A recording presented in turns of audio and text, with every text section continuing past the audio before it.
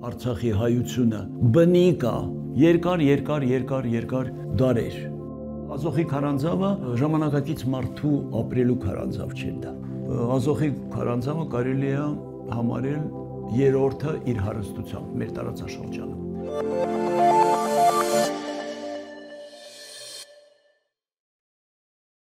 Ազոխը մենք աշխատանք սկսեցինք 2000 թվականին։ Երկար տարիներ Ազոխի քարանձավը չէր ուսումնասիրվում։ Պատերազմի հետ կապված եւ նույնիսկ կարող է վտանգավոր էր, ականապատված ա եղել երևի այդ տարածքը, միջև մաքրել են, բան են արել եւ դա տևեց 2 տարի։ 2002 թվականին արդեն սկսեցին կանոնավոր պեղումներ այնտեղ։ Ի սկզբանե մեր թիմը միջազգային թիմ էր եւ լավագույն մասնագետներն էին, լավագույն Եվրոպայի լավագույն մասնագետներ, Ամերիկայից էլ կային իհարկե, բայց մեծ մասը լավագույն մասնագետները Իսպանիայից եւ Անգլիայից եւ Իռլանդիայից, այսինքն մենք ունեինք մի թիմ, որ աշխատում էր ամենաբարձր չափանիշներով։ Երբ որ այս գրքի հետ կապված այդ բան աղմուկը բարձրացավ, Ադրբեջանը փորձեց 4 հոգու մտցնել բանի Ինտերպոլի ցուցակի մեջ հետապնդելու համար, չգիտեմ, մեզ ձերբակալելու համար եւ այլն։ Թիմը սկսեց 2002-ին աշխատել եւ փաստորեն տևեց ընդամենը մի 10 տարի, արդեն նյութը պատրաստ էր։ Չնայած այնտեղ աշխատել, երևի եթե մենք շարունակեինք աշխատել, պետք է մի 30-40 տարի աշխատեին, այսինքն մի 2 սերունդ էլ պետք է աշխատել այնտեղ։ Քարանձավը եզակի է իր հարստությամբ։ Պատկերացրեք, վերին շերտը ունի 100,000 տարի վաղեմություն, 100,000 տարի։ Ստորին շերտը ամենացածրը 400,000 տարի։ Եվ ամբողջ այդ բանը նստվածքների հաստությունը 13 մետր է։ Մեր ընկերը, որ մեր տարածաշրջանում համարյա այդ բոլոր կարևոր հնավայրերին ծանոթ է, ասեց, որ Ազոխի քարանձավը կարելի է համարել երրորդը իր հարստությամբ մեր տարածաշրջանում։ Ազոխի քարանձավը ժամանակակից մարդու ապրելու քարանձավ չէր դա, ապրելավայրը չէր։ Ինչու՞, քանի որ 100,000 տարի ժամանակակից մարդը մտել է մեր տարածք մոտավորապես 50-60,000 տարի առաջ։ Այսինքն այնտեղ ապրել են Նեանդերտալ մարդն է ապրել, Հեյդելբերգյան մարդն է ապրել։ Իսկ մեզ նաև հետաքրքրում էր ժամանակակից մարդը ինչպես է զարգացել այնտեղ եւ ապրել։ Եվ դրա համար մենք փորձեցինք բանի ԴՆԹ-ի պահպանվածության մակարդակը եւ տեսանք, որ շատ լավ է պահպանվում, բանում քարինտակում եւ որոշեցինք քարինտակում աշխատել։ Այնտեղ ջերմաստիճանը տատանվում էր ընդամենը, ասենք, 8-ից 11-12 աստիճան կլոր տարին։ Այսինքն դա նշանակում է, որ էլի նպաստավոր պայմաններ են եղել ԴՆԹ-ի պահպանման համար։ Հետո այնտեղ մութ էր, բացարձակ մթություն էր։ Էդ էլ է շատ կարևոր, որ բանը ԴՆԹ-ն չքայքայվի։ Նույնիսկ երբ որ մենք բաները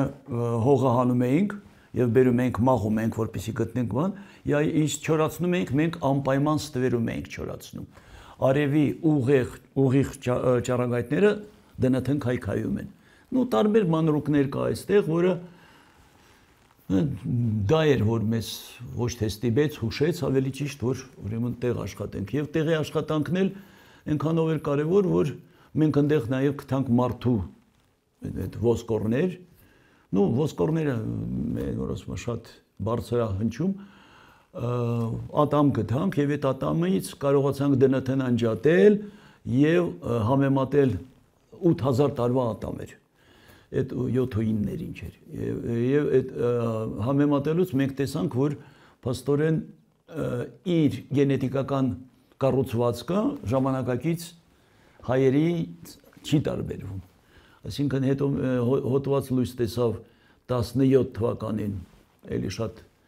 լավ հանդեսում, որտեղ ապացուցեցինք, որ մեր մայրական գենոֆոնդը, այսինքն ինչ որ ժառանգվում է միտոկոնդրիումային ԴՆԹ-ով, այսինքն կանանց միջոցով, 8000 ունի առնվազն 8000 տարվա անընդհատություն։ Տպեցինք մի աշխատանք, որտեղ որ ապացուցեցինք, որ Ղարաբաղի, Արցախի հայությունը բնիկ է, ոչ թե 1000-2000-ին, այլ բնիկ է երկար դարեր։ Երբ որ մեկ գրում են 2000 տարվա պատմություն ունի կամ չգիտեմ 1000 տարվա պատմություն ունի հայությունը Ղարաբաղում, ոչ։ Հայությունը Ղարաբաղում ունի 5000 տարվա պատմություն։ Հայերենը երբ անջատվել է հնդեվրոպական ծառից, այդ ժամանակ մենք արդեն ապրել ենք այդ տարածքում։ Ղարաբաղում, երբ որ մենք 2000 թվականին ուրեմն գնացել ենք 200 նմուշ հավաքելու, 200 նմուշ։ Եվ այդ 200 նմուշը որտեղ ավելի հեշտ է բանակում հավաքես։ Գնացինք բանակում, վերջը ծանոթ ունեինք, մեզ թույլ տվեցին, քսուկ էինք վերցնում այն ժամանակ։ Արյուն բան թուք չէինք վերցնում։ Այդ 200 հոգին տարբեր տեղերից էին, բարեկամներ չեն։ Բոլորի տատեր-պապերը Ղարաբաղցի են։ Բոլորի։ Սյունիքում այդ նույն գործը արեցինք, մի 300 հոգի էլ Սյունիքում ենք հավաքել։ Սյունիքում արդեն 85%-ն էր։ Ընդհանուր առմամբ մենք 6000 տարվա կայունություն ունենք։ Կայունություն ունենք եւ շարունակականություն ունենք։ Եվ դա շատ բարձր մակարդակի հոդվածում գրած է։ Եվ բայց մենք դա վատն է, որ այս տվյալները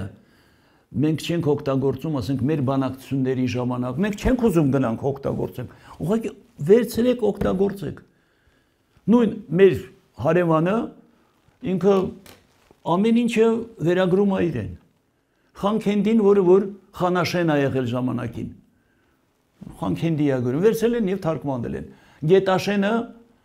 որը Հայաստանում է տատս Գետաշենցի է, նրանք վերցել են ուղղակի բառացի թարգմանել են, գրել են Չայքենդ, այսինքն գետի վրա գտնվող շեն։ Եվ այդպես շարունակ, իսկ մենք մեր իսկությունը, որը որ պարզ է, դա չենք ուզում ցույց տանք։ Եվ երբեմն ոմանք նաև համարում են, որ մենք իրենց խանգարում ենք։ Էդ էլ կա։ Այսինքն մենք այսպիսի մոտեցմամբ, այսպիսի, չգիտեմ, ոչ թե հակակառուցությամբ, այլ քառոշչության բացակայության, ուրեմն պայմաններում մենք իհարկե ապագայում ոչ մի հաղթանակ չենք ունենա։ Հաղթանակը ստեղծվում է ստեղ, հետո զենքը դա վերջն է։